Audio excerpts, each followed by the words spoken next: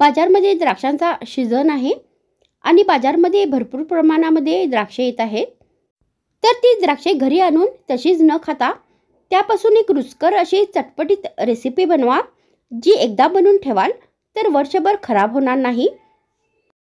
तर आजच्या व्हिडिओमध्ये मी तुमच्यासाठी त्या द्राक्षांचा वापर करून एक चटपटीत रुचकर अशी रेसिपी बनवून दाखवणार आहे, जी एकदा बनवून ठेवाल तर वर्षभर खराब होणार नाही. तर नमस्कार, मी रेणुका. तर तुम्हा सर्वांचा पुन्हा एकदा माझ्या यूट्यूब चॅनलमध्ये फार फार स्वागत आहे. तर मग उशीर कशाचा, चला सुरू करूया आजचा व्हिडिओ.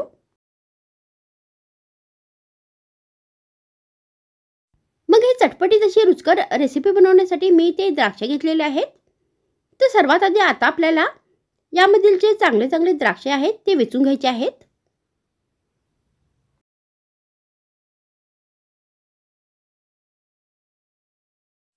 तर मी ते हिरवे द्राक्षे घेतलेले आहेत. तर तुम्ही इथे जे काळे द्राक्षे बाजारमध्ये मिळतात त्यांचा पण इथे वापर करू शकता. तर आता आपल्याला हे जे द्राक्षे आहेत ती व्यवस्थित अशा पद्धतीने वेचून घ्यायचे आहेत. तर मी ते चांगले द्राक्षे वेचून घेतलेले आहेत. त्यानंतर आता आपल्याला हे जे द्राक्षे आहेत ते स्वच्छ धुवून घ्यायचे आहेत.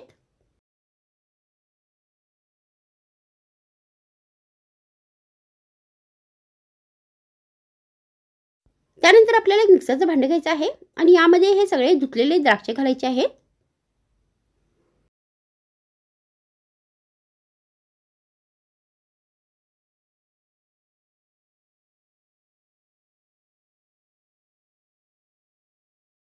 आणि आता या द्राक्षांची आपल्याला एकदम बारीक पेस्ट बनवायची आहे. तर यामध्ये आपल्याला पाणी अजिबात नाही घालायचं आहे.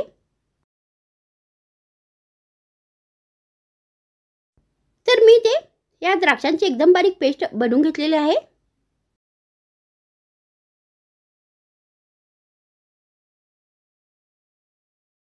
त्यानंतर आपल्याला 1 कप द्राक्षे घ्यायचे आहेत आणि अशा पद्धतीने गोल गोल पीसेसमध्ये हे कट करायचे आहेत.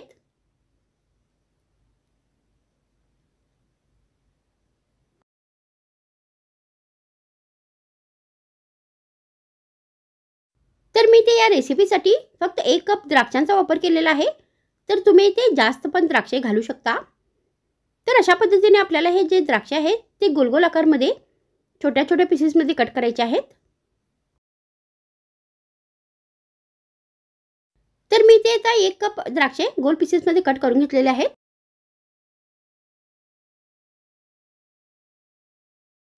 त्यानंतर ही रेसिपी बनवण्यासाठी गॅसवर आपल्याला एक भांडी ठेवायची आहे आणि यामध्ये आपल्याला 1 चमचा तेल घालायचं आहे.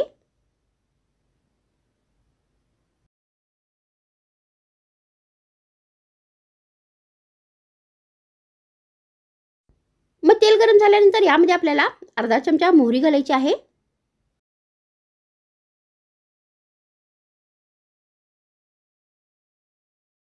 आणि यामध्ये आपल्याला अर्धा चमचा जिरे घालायचं आहे.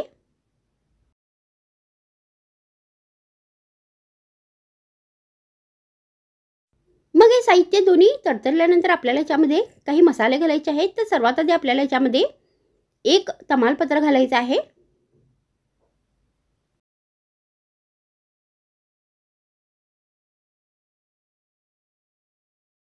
आणि त्यानंतर यामध्ये आपल्याला 4 लवंग घालायचे आहेत.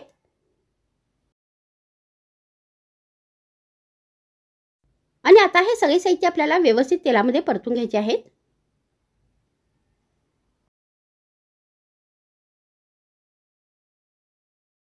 मग सगळे साहित्य व्यवस्थित फ्राय झाल्यानंतर आता आपल्याला याच्यामध्ये ही जी आपण द्राक्षांची केलेली पेस्ट आहे ती सगळी घालायची आहे.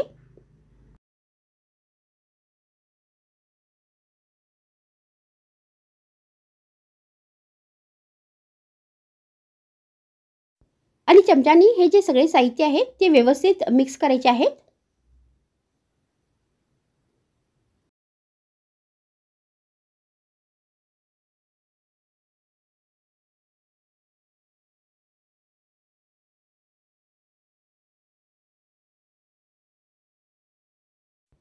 मग आता इथे हे जे सगळे साहित्य आहेत ते व्यवस्थित मिक्स झालेले आहेत. त्यानंतर यामध्ये आपल्याला अर्धा चमचा हळद घालायची आहे.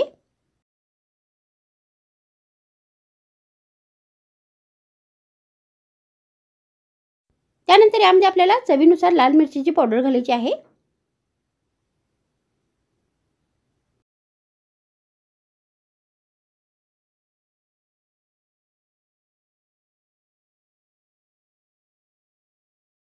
मग यामध्ये आपल्याला चवीनुसार मीठ घालायचं आहे.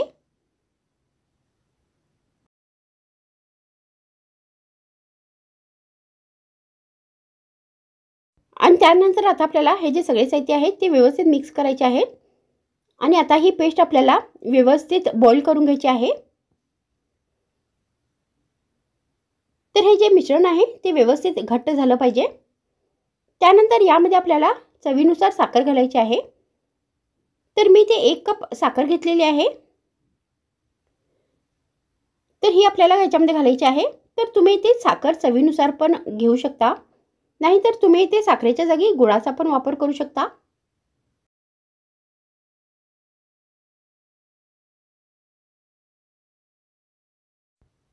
तर आता आपल्याला हे सगळे साहित्य व्यवस्थित मिक्स करून ही जी पेस्ट आहे ती व्यवस्थित चांगली घटसर होईपर्यंत शिजवून घ्यायची आहे.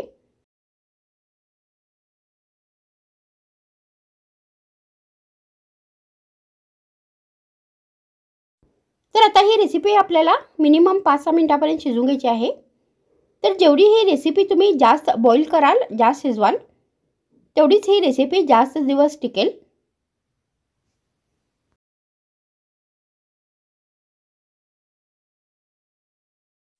तर मी ते 5-6 मिनिटापर्यंत जास्तच ही बॉईल करून घेतलेली आहे, शिजवून घेतलेली आहे आणि व्यवस्थित घटसर झालेली आहे.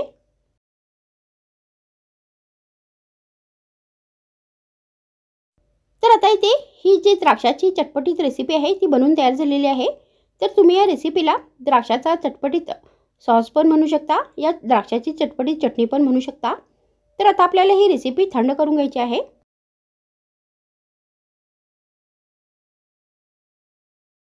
तर आता इथे हा जो द्राक्षाचा चटपटीत सॉस आहे, या चटणी आहे, ती व्यवस्थित थंड झालेली आहे आणि व्यवस्थित घटसर पण झालेली आहे.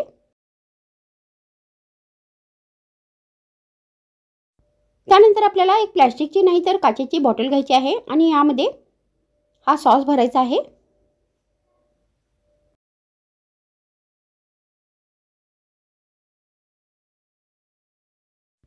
तर तुम्ही अशा पद्धतीने हा द्राक्षाचा चटपटीत सॉस चटणी बनवून काचेच्या या प्लास्टिकच्या बॉटलमध्ये भरून फ्रीजमध्ये ठेवू शकता आणि वर्षभर तुम्ही याचा स्वाद घेऊ शकता. तर तुम्ही हा सॉस कोणत्याही पराठ्याबरोबर, या समोस्याबरोबर, या कोणत्याही स्नॅकबरोबर सर्व करू शकता. तर हा व्हिडिओ संपवण्याच्या आधी मला तुम्हा सर्वांना एकच विनंती करायची आहे. तर तुम्हाला अगर माझा व्हिडिओ आवडल्यास माझ्या व्हिडिओला शेअर करा, माझ्या व्हिडिओला लाईक करा, मला कमेंट करा आणि माझ्या चॅनलला नक्की सबस्क्राईब करा. तर मग आजच्या व्हिडिओमध्ये इतकेच. पुन्हा भेटूया आणखीन एक नवीन रुचकर रेसिपीसोबत. तर मग थँक्स फ्रेंड्स वॉचिंग माय व्हिडिओ.